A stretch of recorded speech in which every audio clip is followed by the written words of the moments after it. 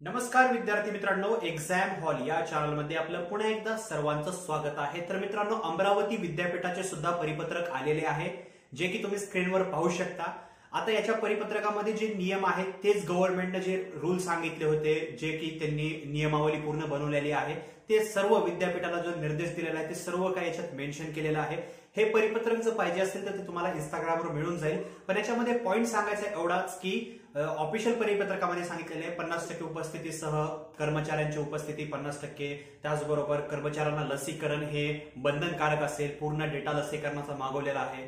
त्याचबरोबर ज्या विद्यार्थ्यांना परीक्षा म्हणजे एक प्रकारे देता येत नाही ऑनलाईन, तर त्या विद्यार्थ्यांसाठी म्हणू शकता की अजून एक चान्स किंवा त्यांच्या त्या परीक्षेचा लॉस होऊ नये किंवा त्यांचा लॉस होऊ नये, शैक्षणिक वर्षाचं नुकसान होऊ नये यासाठी करायचे जे काम आहे ते। तर हे सर्व काही जे आहे ते या परिपत्रकामध्ये सांगितलेलं आहे। पण ऑफिशियली जर सांगायचं म्हणलं तर अमरावती विद्यापीठाशी संलग्नित जेवढेही महाविद्यालय आहेत ते आता ऑफिशियली बंद झालेले आहेत टिल 15 फेब्रुवारी 2022 पर्यंत।